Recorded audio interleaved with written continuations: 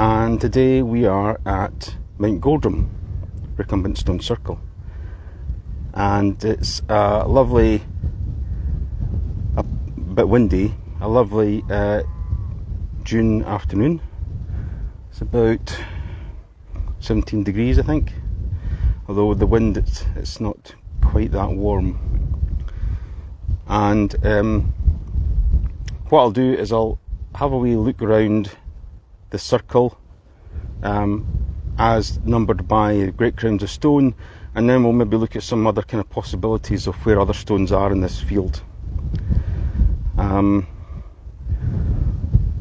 Just for some orientation then, I'll just go, this is the split recumbent. I often think of this as a bit of the Gandalf type stone from The Hobbit, where he splits the stone and turns the trolls into stone. So this circle has a fair cairn on it, and there is a little bit of a wind, so I apologise if I turn into the wind and I lose the audio a little bit. So I'm standing on top of the cairn looking across the recumbent pretty much south, and Douglas gave us a good bit of constructive feedback on giving us a bit of a kind of orientation and topology of where the circle sits in the land. So I think that's a fair comment. I tend to just get stuck straight into the stones and looking at them. So what we'll do is we'll have a pan around and try and point out some things. Unusually, this circle seems to be right on top of this little hill. Normally, the circles I've seen, the 73 that I've been to, they're either just on the slope, maybe just down from the brow, but rarely are they on top. But this is right on top. So we're looking south, and you can just see the sea off into the distance, and I think that's the little town of Inverbervie, sea town. And so I'll start panning round, and it is a bit of a, I think Douglas and I had a chat, and he really brought up a really interesting point, which I think is really valid, is about these monuments being kind of like based within communities of natural boundaries, like a valley.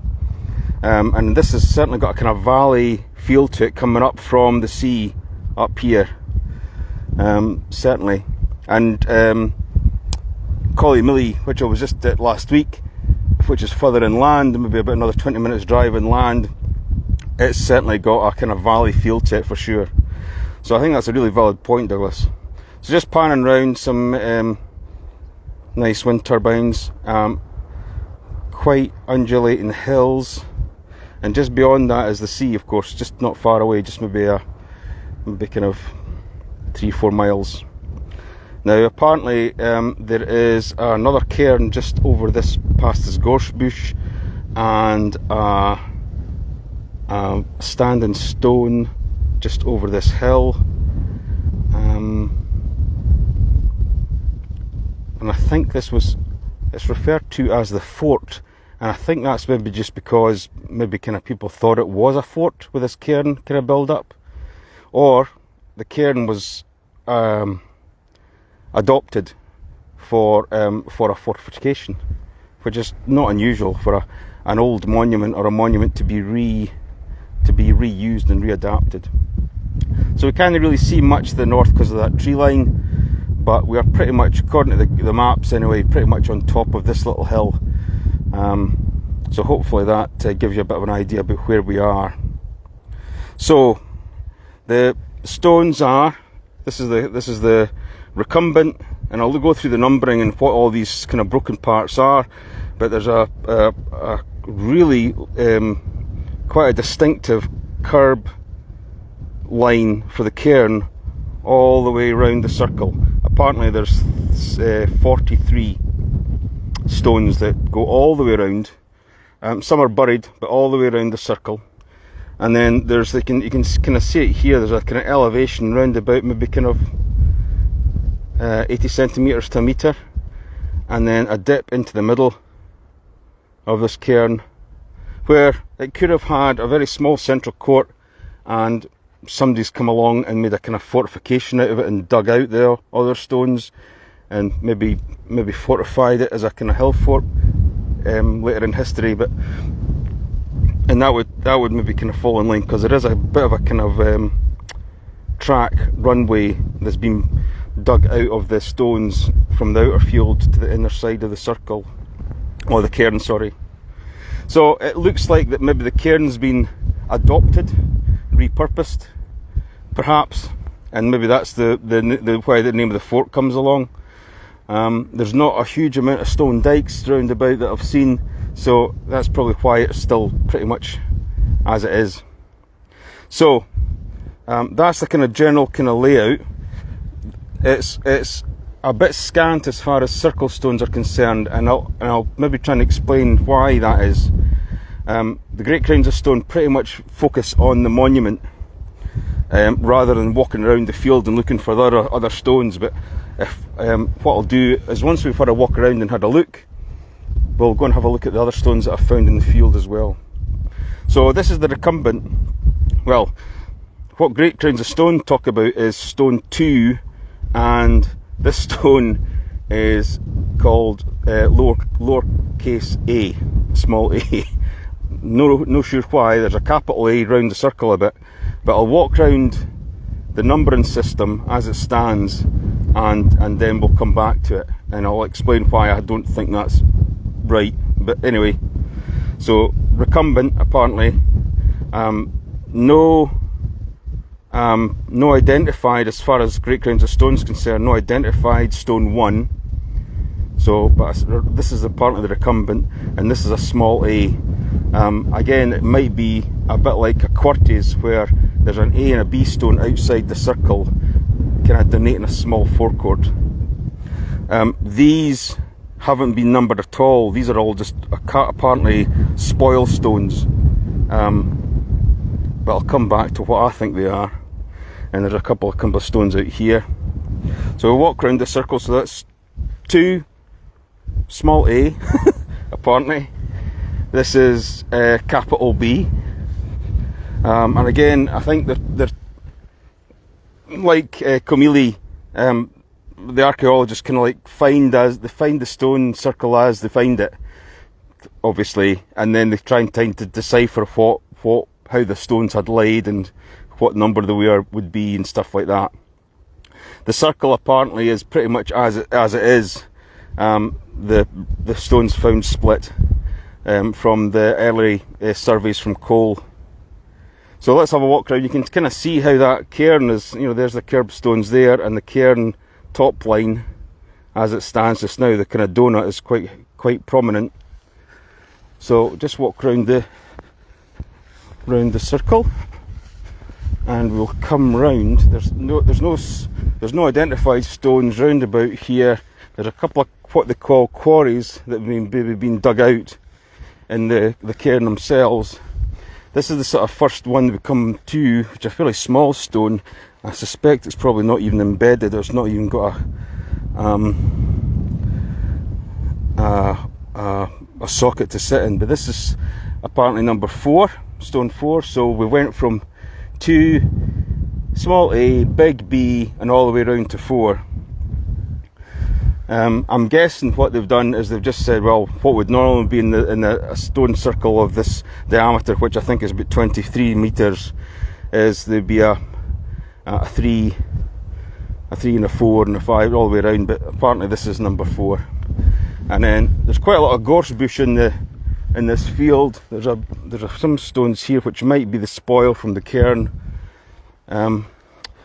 Fairly buried stones here, but then you can see the curb stones round about this side, and then you come all the way almost round back again to kind of see stone 5, which is round here,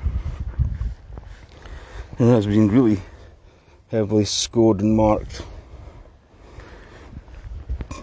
And you can see the curbstones they're pretty chunky, they're significant, which is really interesting, isn't it? I mean, we kind of looked at curbstones before that are specific, thinner, slabs-like stones that have been well placed all the way around, but these seem to be just fairly chunky, kind of holding stones, more like, that are here.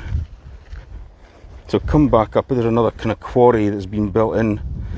And again, if this cairn's been repurposed, and the central section's been dug out for whatever reason. I mean, it could be that these have been quarried for at a later date again.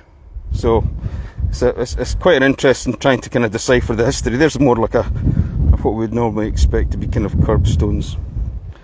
So that's pretty much what Great Grounds of Stone kind of say.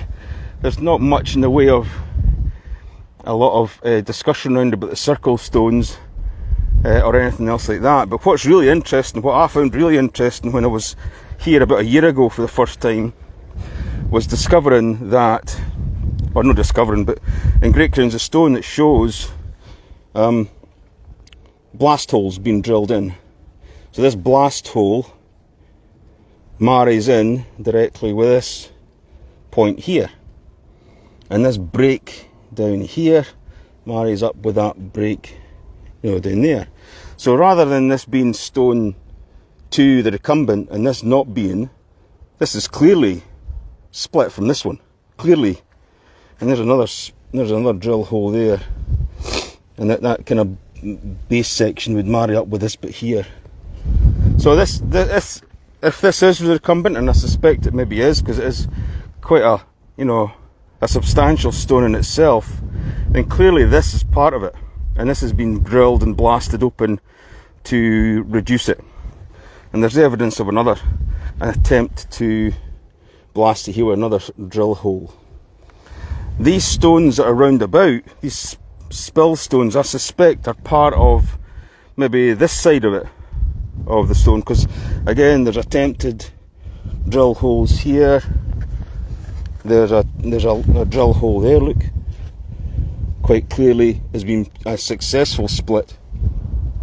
So my personal opinion is that all these sections of stone, which is kind of fairly black stone, I'm not sure what it is, no geologist, but would marry up with this main one here. So if you were to add up these two large sections, all these medium sections, I think it would be a reasonable sized recumbent. But that, again, that's my personal opinion. But Great Grounds of Stone mention the drill holes, mention it being blasted, and Douglas and I have tossed the idea around about the last time we were at Lonehead Daviat and New Craig, about when these kind of splits and when these kind of stone masons or stone workmen would have done this kind of thing. So, but it's clearly been done here to try and split it. Now, this could have been done during the time when they tried to make the fort.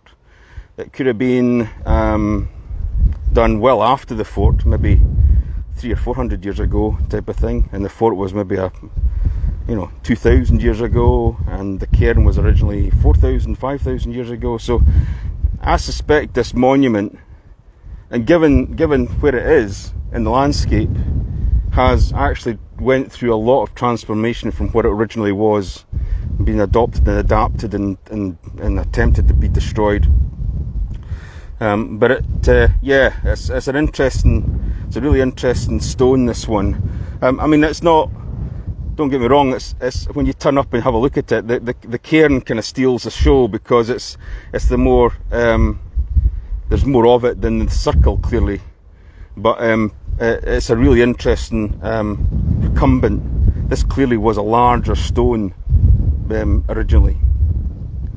What I've not talked about is the access. So I have parked at the farmyard, and I have attempted to ask about kind of permission to come up, or no permission, but just allowing people to know what I'm doing rather than permission. And there was nobody about. But it's a relatively it's an easy walk from the car park out of the farmyard. There's a couple of gates to climb over, that ladder gates, and it's about a kilometre, I think, up a sort of up this gentle hill to get here. So it's not like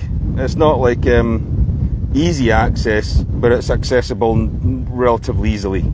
That's what I'm trying to say. So let's have a look at this. Let's have a look at the other stones I was talking about. Like I say, I think this cairn would have maybe had a smaller,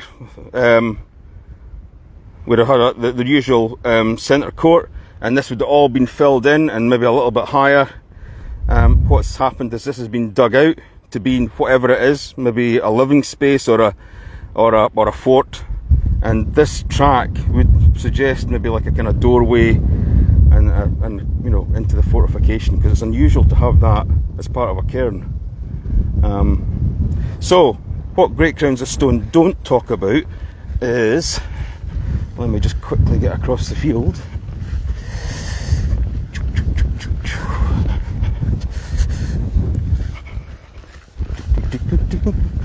Running over the field is these kind of stones. This is quite a large stone. It's certainly bigger than any of the stones that have been mentioned as circle stones.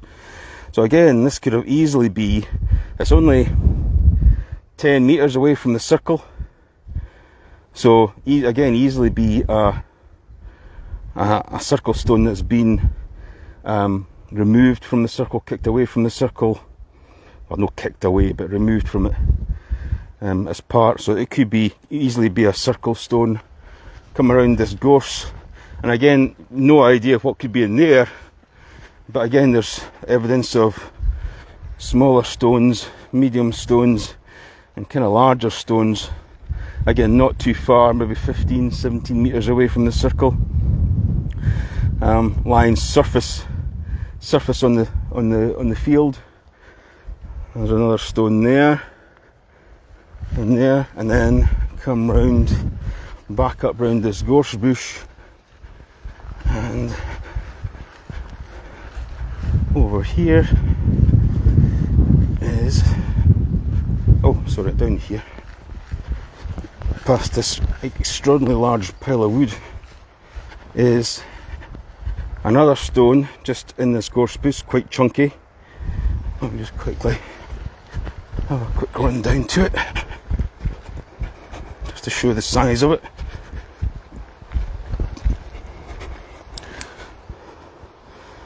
Quite a large stone. And then you see this circle is on the top of a hill. Come back up to the top, and interestingly, that's a wee line of stones. So whether that's just been by fortune that stones are there, or as part of the circle, but there is a hefty stone sitting here, which doesn't look like an outcrop stone to me, but it could be. But yeah, there's maybe evidence of it being a drill hole there and a blast maybe there as well.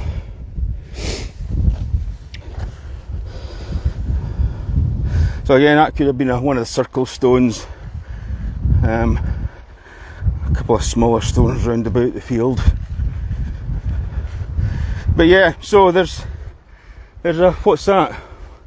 2, 3, 4, 5, 6 fairly chunky stones scattered around the field, relatively close, which you can only suspect were part of this monument, and at one time were part maybe circle stones themselves. And so that's maybe explains the scant circle, or why there's not much of a circle here at Montgoldrum. It's maybe just been repurposed a few times, this monument, and what we see is what's a bit like Comely, what's kind of left. We have to kind of like trying to decipher.